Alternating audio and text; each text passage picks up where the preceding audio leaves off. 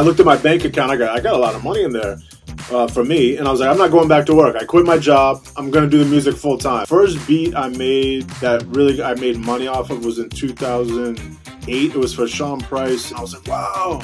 This is awesome. I've arrived. I just want to hang out with my son and make beats and go to the gym. That's literally it. It's not even like work to me. Back to sort of 2013, Il Bill had a big Bitcoin symbol like in the middle of the video. I was like, oh my God, Il Bill's gonna like orange pill, full of underground hip hop. And it was like crickets. My knowledge of Bitcoin is very basic. My interest got piqued in 2021. I set up my wallet. I bought a little bit of Ethereum just to see how it went. So you probably noticed at the moment things are going up in costs, like crazy. Yeah? In the last 2 years, the feds in America are printing money off more than half than has ever existed before. Welcome to Get Off Zero. We've got a very special guest today. And also I got my Amber Pill t-shirt arrived in the mail. So yeah, thanks guys. Very special guest today. Super excited. Stu Bangas, who is like one of my favorite producers of all time. If you're not into hip hop and you haven't heard about him, check out his latest album on Spotify. It's called My Life is a Movie, and it's incredible. I was actually just on holidays up in the Great Barrier Reef for this last week. And you know when you go on holiday sometimes and you have like a soundtrack for a holiday?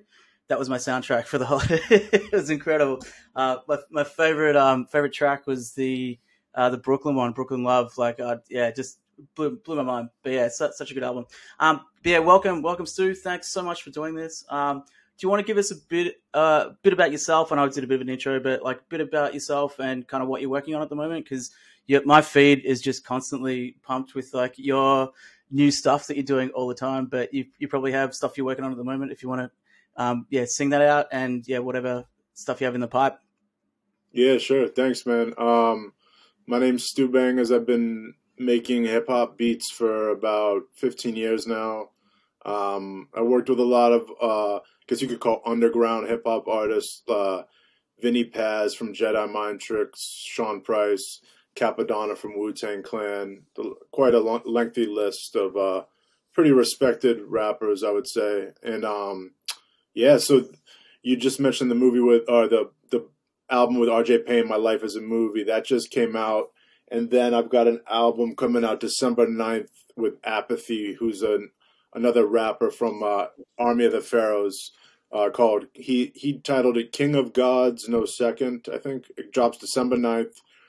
As far as the features on that, we got Jadakiss on there, Black Thought from The Roots, quite a lengthy feature list. So that drops December 9th. Pretty excited for that one. And thank you for having me on the podcast, by the way. Appreciate it. That's awesome. I'm looking forward to that. You did 2 tracks recently with Apathy that was sick. I forget the names, but they're in my list of stuff that I'm constantly listening to. Before we kick off, I just wanted to you mentioned a lot of rappers there. One that you kind of missed out on was Il Bill, and you worked with him a fair few times. And the reason I thought you'd be a cool person to get on for this, or one of the reasons, one of many, rewind back to sort of 2013, and you'll probably remember this track that came out by Il Bill and DJ Premier, a world premiere. Do you remember that track when it dropped? Yeah, so I think you were working with Il Bill at the time. You were working on that Esoteric album that came out like around about the same time. So when that album dropped, I don't know if you noticed in the video, I nearly lost my mind because Il Bill had a big Bitcoin symbol like in the middle of the video. I was like, oh my God. And I thought, naively, I thought, oh my God, like Il Bill's going to like orange pill the whole Army of the Pharaoh clique and all of underground hip hop, and it's going to like explode. And I thought, this is like Il Bill's famous. This is going to be all over the Bitcoin forums. And it was like crickets. it's like nothing. I was like, what? I was so disappointed. And I was thinking back, I reckon if you did like a Venn diagram of people into underground hip hop and people into Bitcoin, it probably would have just been this kid in Australia and Il Bill and like nobody else. And I was like, oh man, right. But yeah, probably. Yeah. but yeah, so I've seen LBL live and tried to have a chat with him, but like he was, you know, the flight to Australia is crazy. So, yeah, I had no idea. And then Self-Titled was out here. I did ask him about it, and he thought I was a lunatic. He had no idea what I was talking about. So I was like, all right, that's cool. Yeah. But yeah, so that was kind of I thought, oh, this would be really cool if we could look at this as like a jump off point to sort of orange pill a lot of people in the industry, because there's so many tools and avenues for revenue, specifically for music, right? So creating music and yeah, getting real time feedback for that. So it's called value for value. And that's like what a lot of podcasters do. And I'm like, why aren't musicians doing this? This is crazy. And particularly like underground hip hop artists, like it just goes hand in hand. So anyway, we'll get into that. But I just wanted to sort of preface everything with that little story. Before we get into that, I want to get into education a little bit. So my background's educational technologist, so working in K-12. I used to run a coder dojo, which is like a coding club, like after school with sort of self-directed learning for the kids. And I had a group of kids that were like mad into hip hop, and you know, it was a lot of trap stuff and, you know, stuff I wasn't really interested in, but whatever, it's all cool. And they wanted to start making beats, so I was like, all right, cool. Let's start off. And I ended up getting Fruity Loops. So Fruity Loops is the program that Ninth Wonder uses or used. So I was like, oh, that's cheap enough. Let's play around with that. And yeah, for weeks we were trying to make some beats, and everything I made sounded like absolute garbage, like absolute trash. And I try my best, and the kids were the same. So we ended up just like jacking beats, and they were rapping over them, and then that was it. I was like, well, I'm obviously not cut out for this. I've always wanted to talk to someone who's like a professional beat maker and sort of break that down, because it's not easy. It's super hard. And I think I've seen a lot of stuff, specifically with your son online. So your son's making beats as well, and they're incredible. I'm like, well, how the hell couldn't we do that? Like we obviously, like it's obviously not the tools that we had, because Ninth Wonder makes like incredible beats using that. So I think it's something innate.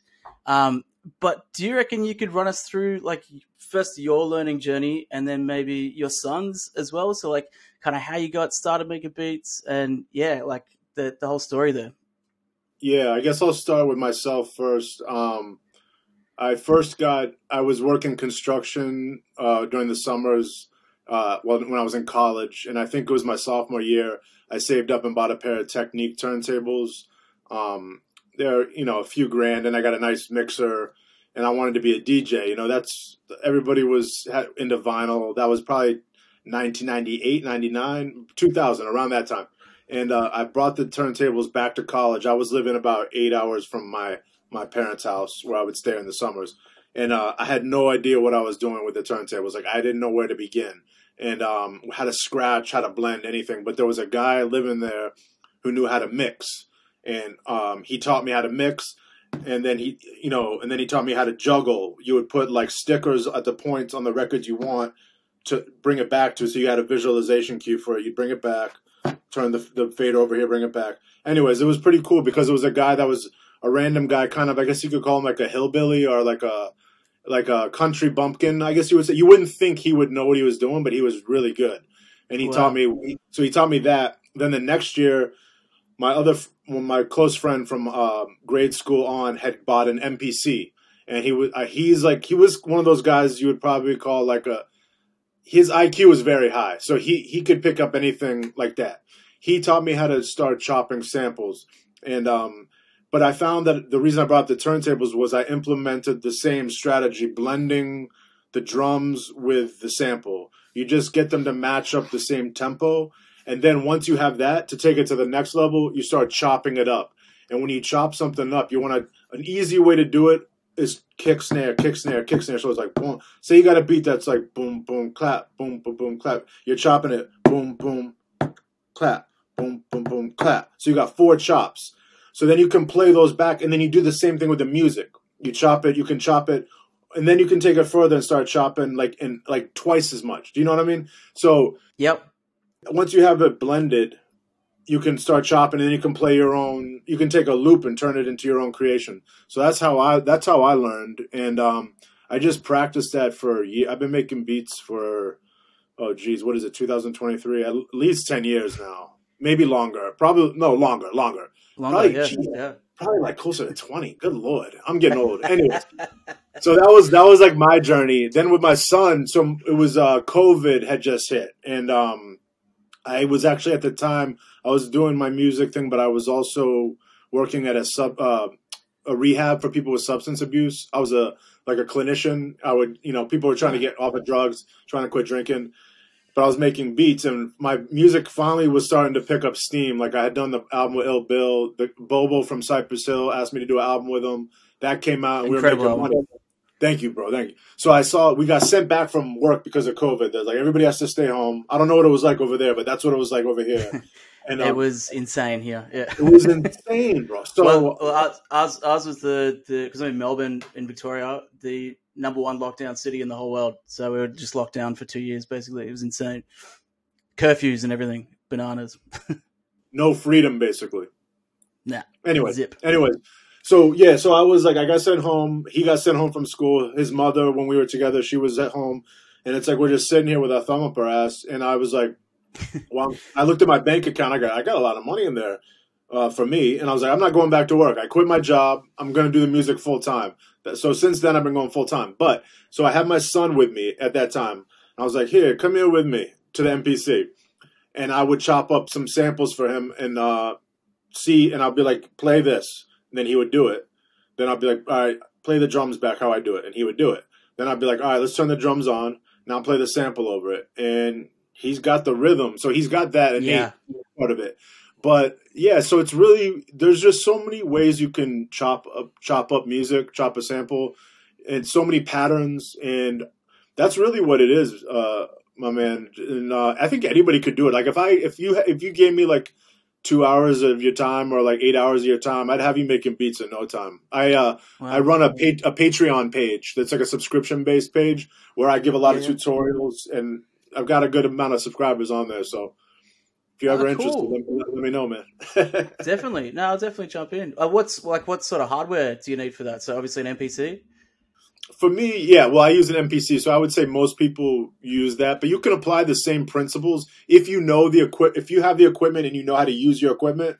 You can take the same principles that I'm teaching and apply it to whatever you're using. Very cool, very cool. I'll definitely take you up on that, and I think I know a few kids that'll probably do the same thing. To this. That's cool, man. So, rewinding again. So, your learning journey for music. So how did you first get into hip hop initially? Like what sort of sparked that off for you? I would give credit to my father. He had cassettes. Everyone had cassettes then. It was in the 80s. I'm 42, so that was, way back when. And he had 2 Live Crew, he had Run DMC, he had LL Cool J, he had Big Daddy Kane. I mean, my dad listened to jazz, Miles Davis. He listened to the Rolling Stones, everything. But he listened to hip hop, and he put me onto it. That's a cool dad. Jeez. Oh, my dad's the best, man. On top of being a great provider and he supports me and everything. He's just a cool dude. Like, he was an architect. He's very artistic, and so he sparked. As soon as I heard the drums, bro, it's like nothing. It's just different than any other type of music, Yeah. And Run DMC and 2 Live Crew and LL Cool J, and then I got introduced to Cypress Hill and House of Pain from there, and that's what really got me. Like, as soon as I heard Cypress Hill, bro, their first album, and House of Pain's first album, I was just like, yeah, this is addictive. Like, I can't listen. Yeah, I couldn't really listen to anything else besides rap after that point. That's so crazy. Yeah, mine's quite similar, actually. So my first album, my mom bought me, it was Cypress Hill, 3 Temples of Boom, so their third album, and that was just blew my mind. And I had it was the double album, so it was like Muggs's Buddha Mix, I think it was called, like on the other side. So it was like the first 2 albums put together and cut. It was amazing, like such amazing work. But yeah, it's interesting. I'm kind of the same. I do listen to other stuff, but for the most part, it's mostly hip hop. And I found out sort of later, like for me personally, I've got something called synesthesia. So it's when you specifically for music. So when I hear music, I see colors. And I thought everybody did that. It's so weird. I thought it was just like a thing everyone had. Like everyone's just sort of like, oh yeah, that song's red or that song's green or whatever. And yeah, I find specifically for hip hop music, like it speaks to me like through colors. So yeah, and no other sort of music does that. So strange. But how vivid are the colors when you see them? When I was younger, a lot more vivid. So like I would say take a producer like Primo, for example, and I could like sort of categorize all his songs by color. So I'd put them in order of color. And I really thought that's just what everybody did. Like I thought that was just normal. And then I kind of later realized, hang on, no, this is a weird thing that nobody does. Like, it's very strange. But I found out actually my mom's got synesthesia for days of the week, and she thought exactly the same thing. She was like, oh, I thought everyone like learned the colors of the week. No, that's just something you've made up. Like, or yeah, it's a strange phenomenon. Apparently, a lot of mathematicians have it. So I think a lot of musicians as well have synesthesia. Obviously, I haven't got the musical ability. Like, I like to cut up on the decks, but that's about it. But I think a lot of mathematicians as well. So like when they see those like higher order math problems, like they use color for just innately like to learn about that. But yeah, fascinating for me. It just worked out to be sort of hip hop music and categorizing that into into mixtapes. Yeah, but yeah, it's interesting stuff. So you kind of touched on it before, and I think this is something that a lot of people get mixed up with when they hear about DJs, beat makers, and what I like to call fist pump DJs, and turntablists, right? there's different categories. Do you reckon you could sort of break down in layman's terms like the difference between all of them? Because I find it really irritating when people conflate them. I'm like, no, they're very, very different things. But I think coming from a professional, you could probably break it down better than me. Yeah. So you want what were the categories you mentioned again? Beat maker, DJ, and yeah. And well, I think the turntablist and a DJ are two very different things, right? Yeah. So I would say beat maker, you're actually making the music. Different people, especially if you're involved in another genre, I get the criticism a lot, like you're not really making music, you're just taking someone else's music. But so let's just compartmentalize that. But you're making music, you're making the beat that the guy's rapping over or the female's rapping over. So you're making it with it. It used to be you only made it with a drum machine, like with MPC, or now you can make it with Fruity Loops, or you can use Pro Tools, or you can use one of those programs, but you're making the music. A turntablist is somebody that can manipulate records and sounds, like the intricacies of the scratching with the fader on the mixer combined with the motion you're using on the hand is virtually endless. I mean, the sounds these guys can make and the patterns is ridiculous. It's almost sounds like you're communicating with aliens or something with some of the stuff. Like I would give like DJ Qbert. He was the first one I heard when I was younger. Who else? Rock Rada. Just ridiculous. And then they're juggling. Like they'll take a song. Like say I made a beat and Ill Bill rapped over it. They'll take two versions of that song, have it on this side and on this side, and they can juggle it by using the pinpoint of where the record is that they want to bring it back to. They can make a new beat out of it based on how that. So that really they take it to another level, and then they'll let it drop and play the song. The fist pump DJ, I think that's more like techno-ish. That's what I associate it with. They're just pressing play, and then they'll press like an effects button kind of and be like, get the crowd going. They might be like a good looking girl. I've noticed a lot of like attractive females, and who doesn't appreciate an attractive female? I'm not trying to diminish it, but you know what I mean? It's more kind of like a performance based, but you're not really doing as much technical stuff. That's the way I view it. Yeah, exactly right. Yeah, I went to see Primo and Pete Rock. They came out here a number of years ago, nice. And they did. It was awesome. Like the Pete Rock. Yeah, it was awesome. They didn't do any of their own stuff, which I was like kind of disappointed about. I was like, oh my god, they've got such a catalog of like amazing stuff, but it was like they just did everyone else's material and just cutting it up for it was like 2 hours, like got back and forth sort of thing. So it was like Pete versus Primo, but yeah, it's incredible. Like in terms of performance, like I've gone to see what's the techno guy, Tiesto. Been to that show. And it's literally a guy pressing play and doing this for 2 hours. It's like, this is kind of fun, but like the skill is like off the chain with actual turntable. So it's a big difference. So another question, like, so I listened to a lot of your stuff, like you're in my playlist pretty much every day. Awesome. Thanks, and man. like somehow you're in my YouTube feed every day. Like the amount, like you must be the hardest working man in hip hop. Like literally just stuff coming at me every day. Like how the hell do you do it? Yeah. Well, thank you for listening to my shit, man. I appreciate it. First of all, so for me, man, it was kind of like I've been making beats, like I said, for close to 20 years now. The first beat I made that really I made money off of was in 2008. It was for Sean Price, and it was Helter Skelter. It was this song called Rock and Roll. It's like a rock and roll type themed song. And I got paid like good money, man, like thousands of dollars for that and another beat that made on their album. And I was like, wow. This is awesome. I've arrived. I've made a beat and I made money off it. If it's a good feeling, it's like amazing. I'm sure, yeah, I'm sure you can relate to it with what you're doing. So yeah.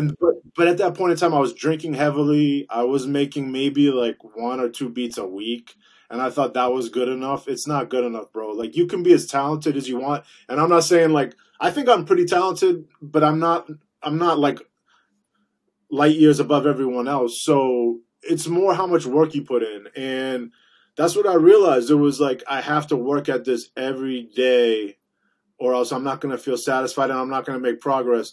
And I was able to start doing that around the time that album with Ill Bill came out, Cannibal Hulk. I was just every day after work, I would put in work. And then the weekends I would work overtime. And, but then once I had enough money coming in and I was able to quit my 9 to 5. So it's been 3 years of that now. It's just, I just work every day and I view it as, this is what I need to do to never have to go back to working at a job I hate and doing something I don't want to do. So that's my motivation. So you were still working pretty much full time, like up until fairly recently, making beats. Up until we got sent back from COVID, and then I looked at my account. I'm like, I got good amount of money saved. My house is paid for. I'm quitting my job and I'm going to make a run at it. And it's been going better. It's been going good, man. So. Man, that's incredible. That's such a cool story. Now that's so funny because like I, seen you like years ago in, esoteric video clips and like all this stuff. You imagine you wouldn't be like working a second job. Like in people's minds, you think, oh, well, you've made it. Like you're doing it all. That's incredible. Well, that's really good for people to hear actually. So yeah, hard work definitely pays off. And man, you put out so much material. It's like, it's mind blowing. I don't know how you do it, but yeah. The thing now is there's so many ways, I'm sure you've realized in your endeavors, so many different revenue streams. I can get money off songs streaming. I get money off every video I post on YouTube. I get money off merchandise. I get money off of sound kits and drum kits that I make there's so many ways. So it's just your mind is your only thing holding you back. And then I'm sure you love what you're doing with the Bitcoin. I love making beats, bro. Like I just want to hang out with my son and make beats and go to the gym. That's literally it. Like that's what I love to do. So it's not even like work to me, Yeah. So well, I mean, that's the best. That's the best thing you can do. Same as like podcasting. I love it. So yeah, 100%. I wanted to just rewind it because we'll go into that because I think that's really important as well. But just going back a little bit, your samples, because you sort of touched on that, how you pick your samples, and I will say you've got signature sounds that you can hear. So like I'll be like, oh, that's a Stu Bangas beat, but it can sound completely different at the same time. How the hell do you do that? And like how do you pick your samples and kind of make them sound like it's you? It blows my mind. How do you do that? Yeah, just the samples. It's hard to articulate it, but it's gotta like make me have a feeling. Like, I guess it's kind of similar to the thing you're talking about with seeing colors. It's like I don't actually see a color, but it's like it gives me that feeling. Like, yeah, I'll hear it and I'm like, yeah, I want to use that. Yeah, yep. Or I'll hear something, I'm like, nah. It's just, you just hear it. And then I think the way that people know that it's my beat on top of the sample is the way I chop it and the way that if the way I was describing to you earlier, the way you chop the drums and the way you chop the sample, it's kind of stands out a little bit. Or not, it's not like it's groundbreaking, but you can tell that that's me doing it. I think at this point. Yeah, 100%. Do you sort of make a beat and think? Because I know you got so many cool ones recently. The Vinnie Paz one you did, I forget the name of it, but it was incredible with the horns and everything. I'm like, oh my god, I'd heard it, and I'm like, that's Stu, and I was right. I picked it. But do you make the beat and think, oh, I'll get Vinnie Paz on that? This sounds like a Vinnie beat. Yeah, as far as Paz goes, shout out to Vinnie Paz first of all. Oh, yeah. I would say within music, he's my best friend. For me, I know I'm probably not his best friend. But he is like, he's my best friend, and he's one of my best friends, period, just outside of music. So shout out to Vinnie Paz. Oh man, he's my favorite MC for sure. Him or Esoteric, it's naked. I'll tell you, it was so funny actually. I was in Los Angeles a number of years ago, and we were going, just me and a mate going to the comedy store. So like literally flying to LA just to see like comedy shows. And I was looking up, I think it was House of everybody. So like everyone you can think of. Like you see Rogan every night. Yeah, saw Rogan, saw whoever. Diaz, like everybody. Oh, the worst was we missed it. Awesome. He's the best. He's the best. We missed out on Chappelle. Chappelle was like the one that we were like, oh my god, like we slept in and missed it. Him and Chris Rock back to back. We're like, no. Oh no shit. I know. Like the one night. But no, so like we were going literally just going for comedy and nothing else. And then I think it was the House of Blues we went to, or one of them anyway. Whiskey A Go Go maybe. Jedi Mind Tricks were playing. I'm like, oh my god. The friend I was going with had no idea like about hip hop at all. Like, nah, dude, we're going. So I like bought tickets. We went, and I'm like, oh, wicked! I finally get to see Vinny again, because I saw him like years ago in Australia, and it was like I had a broken leg, and I was like hobbling around. It's the worst. Like still a great show, but you know you don't want to go with a broken leg. So I'm like, finally. So like, cool, go at the front, and I'm like, dude, this is going to be amazing. Like, and I thought it was just Vinny and, you know, whatever DJ. And I don't think it was Question. I don't know who came out. But Esso was the hype man. And I was like, what? I couldn't believe my eyes. I'm like, oh my God. It's like my two favorite MCs. And it was like, I think the show cost us like $30 or something. I'm like, man, I would have spent like $200 to come to this. This is crazy. And it was a crazy show. Yeah, it's so good. But sorry. Anyway, I cut you off with my story. No. That was cool. Vinny. So like you've worked with him for a long time. Like what's your backstory with him? So I've worked. I think first I met him through. Who did I work with that led me to working with him? Reef the Lost Cause, and then I met him through that, and then just from there we kind of started to build our relationship. But I would say like at this point, every beat I make, virtually every beat that I make, I send to Paz. At this point. Oh wow. Yeah, wow. I think C-Lance does the same thing. We're kind of, the three of us work pretty closely together. Shout out to C-Lance. He's a good friend of mine too. So yeah, every beat I make, I send to Paz. I've got my list of guys. I send a lot of stuff to Apathy, self-titled. So basically I kind of get to a point where it's like I talk to an MC and it's like, all right, we're going to do a project together. And then I'll start making stuff specifically for that artist. And then if it's not that, if I'm making something else, it's like, oh, this is one I might put up for sale, and I'll just post it like on YouTube, stuff like that. So very cool. That's Paz, so cool. Paz is the man, dude. He is. Are you based in Philly as well? No, I'm in Massachusetts actually. Okay, you're in Boston. Yeah, nice. I met Reef when he was performing out here once, and we kind of built a relationship from there. And then I just wanted to give a quick plug. Paz's new album drops on the 18th. I got 4 beats on that. One of them has Method Man on it. One of them has Corrupt. Yeah, one of them has Corrupt from Dog Pound. And then one has Ill Bill and Gore-Tex on it. So I'm pretty excited for that. Oh, man, that's awesome. That's awesome. You know what I'd love to hear? I was thinking this actually on the plane on the way back. Like another non-fiction album. Hell yeah. Like, you know, the first one's incredible. Like, why can't we have another one? Like, I know they had the falling out and everything, but it'd be so cool just to have another one. You should tell them. I know. Well, those Gore-Tex and Bill are still cool. I just think they don't work with Sabak anymore. But so yeah, right. I mean, you know, like Paz will work with Stoop, but they don't have Just Allah anymore. So, but they still call it Jedi Mind Tricks. But you know. whatever. Yeah. Stoop's incredible as well. Yeah. Like, so is he, like, for the Jedi Matrix albums? Is he still like the core contributor to them? Because I know there's like a lot of the other producers like on the albums. Yeah, you might know better than me. As far as I understood, like the most recent one was Stoop and Sealance were like the main producers of that, and it was just No Just Allah. I mean, that guy's kind of an asshole, man. Just to be completely honest, he's kind of right. Yeah, he's a dick, man. He's racist and he's like rude. He's like Paz on his new song. He put out 2 singles off his last album. On the second verse of the first song, he says, How you ask for a position and then start riffing? It's like somebody asking to be down, and then you just start being a dick. It's like, that doesn't make any sense, bro. And I kind of think of Just Allah when he said that line. So right, well, it sucks. It sucks to hear because he's a great MC, and like they obviously made a great like they collaborate so well. Like that blows, dude. It really sucks to hear because it's like it's so hard to find somebody that you can work with and create with, to have like these little beefs that sort of ruins. It's so silly. It's so silly. It is, man. It's the way it goes, I suppose. But I'll tell you one quick story real quick to on that same topic.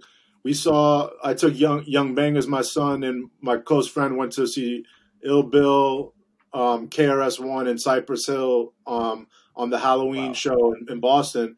And my man Bobo is the drummer for Cypress Hill. We did an album together. He had us backstage to chill with Cypress Hill, me and my son. And we got to take some pictures with him. It was pretty sick, man. But that's an example of how long have they been? They've been in a group for like... Good point. Bro, they've sold like 35 million records, and they're still like get along with each other. So yeah, it's not. Well, that's actually another group that, I mean, Muggs is obviously amazing for his beats. Like, I wish they would do more stuff just as them. You know, like I love like it was obviously the Ill Bill versus TJ Muggs and like this whole versus albums. They were great, but like I love that energy to be like focused on that and like, you know, sort of bring back Three Temples of Boom is obviously my favorite probably album of all time. But get that energy and do like more stuff with it. But yeah, no, you're right. Like them sort of sticking together. Like it's been a long time. So yeah, good on them. All right. So switching gears a bit,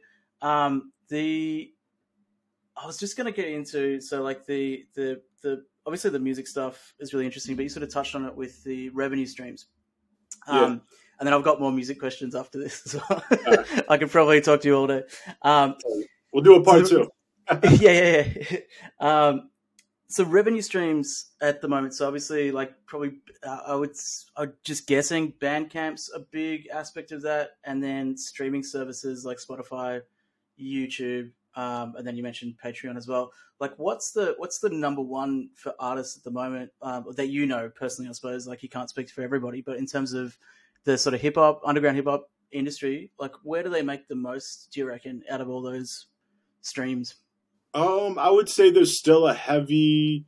So are you talking about strictly digital? Oh yeah, well that's a good point actually. Yeah, so if there's still vinyl, I suppose, and still people buying tapes, which is still a thing. Vinyl's made a good comeback, and there's quite a good profit margin to be had with vinyl. Vinyl collectors are pretty adamant about grabbing everything they can to continue their collection, and there's a good amount of what's the word I'm looking for? The amount of overhead versus the amount of return on your money there's a good margin there. So that's been very good for me. But if you want to get just the digital, the good thing about like the streaming, like you'll get Spotify, Apple Music. Spotify's like 80% of the market. That's a big one. You get pennies on your pennies per, like fractions of pennies per play, per stream, but it adds up and it's every month and it just keeps coming. And then, all it takes is like one or two big songs and then that increases. So Spotify's really good, but Patreon, I think that's a little underutilized, but that's a good one. There's money to be made there. Bandcamp is good because you get the digital and you can sell the physical on there as well. But I would say for me, it's been more selling vinyl and Patreon. But I think Spotify more so for like the big artists, because I see they post some of their their checks off of that. Some of them are pretty big. So if you're getting those streams, then that can be pretty lucrative. Right, but that's for people sort of outside your circle, would you say? So like, would say Vinnie Paz, for example, would he be getting? Yeah, Paz gets a lot more streams than any of my projects. I would say within this genre, the underground rap, if you want to call it that. Like say, okay, let's put it like this: say underground rappers that have never been on a major label, that did it completely on their own. Pretty much, Paz is probably at the top of that, I would say, in terms of star power, fans. I'm sure he makes a lot of money off streams. I know because he pays me well just for the beats that I do on his album. And I see the number of views he gets on YouTube. I see the amount of streams he gets. It's legit. So I would say for him that's pretty lucrative. Cool. Yeah, well, it's interesting, isn't it? So I think like the with the streaming services, everyone just sort of assumes it's like equal across the board, but yeah, maybe not. So like if you're still sort of coming up, maybe it's not enough to make money off. But that's interesting. It's one component. One component of all of it. So yeah. So with that, there's wanted to get into like the money aspect of things. So obviously you're getting checks from this company, that company, and you're sort of signed up to all these different services, and you're kind of beholden to them, right? Like to get your income stream. Have you looked at Bitcoin ever as money, and have you ever used it or done anything with it whatsoever? Yeah, I mean, my knowledge of Bitcoin is rudimentary. Right? It's very basic. I did get my interest got piqued in 2021, just from seeing other people talk about it. I set up my wallet, and I bought a little bit of Ethereum just to see how it went. I put like $200 in, just nothing crazy. I just wanted to like watch it and see how it goes. But that went down to like 50. I think it's at like $50 now. So that alone kind of had me maybe like, all right, well, I'm gonna take a step back. I never got into the NFTs. I know Bill did okay on a couple of those, made some decent money, but I've heard from some people that the NFT market kind of dwindled a bit. I don't know this for fact. I'm not speaking as anybody that has any expertise on this. So I don't want to. If I say anything wrong, it's not me saying I know what I'm talking about. It's just my experience. So that's really been my experience, really, with it. That's interesting. So you own some Ethereum. So you never owned Bitcoin. I never bought Bitcoin. I don't know why I chose Ethereum. I think just randomly. I was talking to people, and one guy was like, "I buy Ethereum. I like Ethereum." I was like, "All right, well, I'll try it." I just, I figured at least I could buy some and watch how it, and it went up for a second. Now then it went down, but that's really the extent of my knowledge with it. Yeah. Well, it's interesting. So yeah, I think it's fascinating sort of hearing people getting in to the, I guess you can call it crypto after sort of the 2019 pump or 2020 pump. The interesting thing to think about, obviously, with the money aspect of things is Bitcoin solves like one very specific problem, that you have all these different cryptocurrencies like Ethereum kind of mimicking and then creating these things that kind of look like Bitcoin but aren't Bitcoin to basically steal your money, right? Like that's kind of why they're there. Speculate. So it's basically gambling. So it's like a casino of different cryptocurrencies that you can gamble on. Yeah. Bitcoin was designed to solve it's called the Byzantine generals problem, but what that basically means is being able to transfer wealth from one person to another through the internet, or online, without an intermediary. So like without a bank or someone in the middle, or without a Spotify in the middle, or without a Bandcamp in the middle, or without a YouTube in the middle, right? So what we can actually do with this technology now, and this is something that I've done at my school. So like at my school, we actually built learning spaces built with Bitcoin. One of them was a podcast studio that we were doing terrible beats in, but I tried my best, out of shipping containers. So actually, like, a guy from America actually came out and gave us 21 Bitcoin to build this amazing learning space with that. But what you can do, like with the technology, is, like I said, send it to people on the other side of the world without anyone taking a clip of the ticket or without permission. So it's permissionless money. So when that comes to like things like education, obviously, and we actually got a donation from 2 universities, one in the UK and one in Greece, to buy some Raspberry Pis, so like mini computers for the kids at my school, with no middleman. So it's like it's amazing. Like, so you actually buy computers for kids on the other side of the world without anybody telling you that you can't, sort of thing. So when that comes to music, there's a whole avenue that's untapped, that it's kind of mind blowing that nobody's doing it, on something called the Lightning Network. So Lightning Network is a layer 2 solution on top of Bitcoin, where I can send sats, so satoshis, which is like the lowest denomination of a Bitcoin, to you in real time, and it's like lightning, like it comes across immediately. And what you can do with that is something called value for value. So there's a whole so obviously you listen to Rogan on his podcast. You've probably heard Adam Curry. Do you know Adam Curry? He was a guest a couple of times. I don't know him, but there's a guy named Michael Saylor, I think is his name. Saylor's fantastic. It's fantastic. Yeah, if you listen to him, he's so articulate. Yeah. Bro, he got me motivated to want to get back into it, but I don't have the oversight of the expertise. But anyways, yeah. So there's a guy called Adam Curry, he's on Rogan. So check out his episode on Rogan, because he's awesome. But he's known as the Podfather. So he actually invented podcasting like back in the day, and he's come out with this thing called Podcasting 2.0. So essentially, what that is this value for value network using an RSS feed. So it's like a feed of all your podcasts or whatever it is that you can plug into their network, and then from there, people can listen to your podcast. So people will probably listen to this on an app called Fountain. There's a number of them. Fountain's probably the best one, so Fountain FM.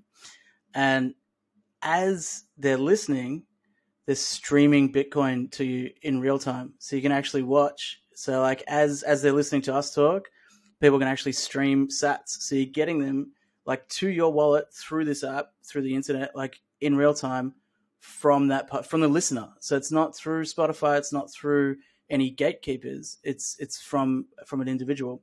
Nice. And what I've like been thinking is, why are we not doing this for music? Like, we could have like your whole catalog in an RSS feed on there, like for free, and people, like, instead of YouTube where people just watch it and like, you know, give you a thumbs up and a nice comment, they could literally be sending you money, like, and real money in real time. So what I'm sort of thinking, if you're up for it, I'm keen to teach you and set you up with your own Lightning address, Bitcoin wallet, and get you rocking. And I think like if we can do that properly, we could probably get a whole bunch of artists who probably aren't aware that it's even a thing now that you can do that, like making money in real time. And the thing that one of the big things that solves is, like you sort of mentioned before, that, you know, you paid your house off, you can live comfortably sort of doing what you're doing now. But it doesn't take into account inflation, right? So you probably notice at the moment things are going up in costs, like crazy, right? It's because of all the centralized banks, the Federal Reserve, printing money off. So the more that, so I think I saw like in the last 2 years, the Feds in America, which is like the world reserve currency, has printed more than has ever existed before. So I think it's more than half than has ever existed before. So that's why you're just seeing the price of everything skyrocket. So what this Bitcoin network enables is a solution to that as well. So like securing your wealth, again, it's a hedge against inflation sort of thing. But yeah, if we probably need to do a part 2 to set you up with all this sort of stuff. But does that sound like something interesting to you? Because I think it could help a lot of people.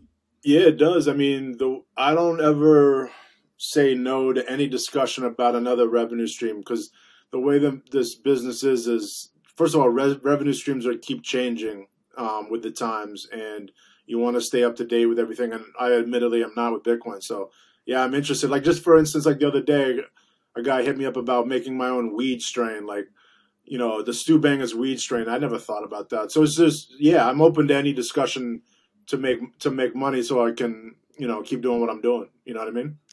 Cool, man. Cool, man. Well, I think, yeah, if we can do a template for you, we could probably help a lot of artists as well. Well, Bill's probably already doing it. I don't know. We should ask him. I wouldn't be surprised if he is. I know he did well off a couple of NFTs, but for some reason, I think that market kind of hit a bit of a downturn. I could be wrong, though. I don't know. Yeah, so the NFT market it's one of those things I was talking about. So it sort of looks like Bitcoin, but it's not really Bitcoin. So you have a lot of elements. It's cool, and I think it's great for artists to be able to create content and get paid for it online. But it's not hard money as you would call it as Bitcoin is. So it has a lot of the same characteristics, but it's not decentralized, and it's not on a network that is uncensorable. That's the key. That's the key ingredient really for Bitcoin and why it's so important. And I think it's going to change a lot of people's lives as well. Well, that's cool, man. Well, let's see if we can pursue that. On the same note, if you are interested, there's another method of investment called dollar cost averaging, DCAing. I don't know if I do that with my 401k. I buy it incrementally week by week using that strategy. Nice. Well, there's an app called Amber that you can actually rip down, and they're pretty sure as of just recently you can use, like, they're Australian, but you can use them in the States now. And literally you can do as little as like $5 a month into BTC and set and forget it, it's the best, because like if you physically have to go and do it every week or every month or whatever it is, it's kind of tiresome. Yeah. This just does it for you, so you don't have to think about it. So there's so if you use the hashtag #GetOffZero, so hashtag #GetOffZero on the Amber app, I think you get like $10 free Bitcoin. So yeah, cool. Go for anyone out there who wants to do it, go for it, sort of thing. So it's switching gears back. So I reckon we do a part 2 and let's onboard you onto some Lightning Network, and we'll do a template for everybody else. Let's do it. But if you got a little bit more time, I got a few more music questions. Yeah, sure. That's right. So yeah, just in terms of like the music industry as a whole, like who would you say, you kind of alluded to it before, who's your favorite MC that's out there? Like obviously Paz you really like working with, but kind of all time, who's your favorite MC? Oh man, I would say It's a hard one. Yeah, Prodigy from Mobb Deep, Biggie,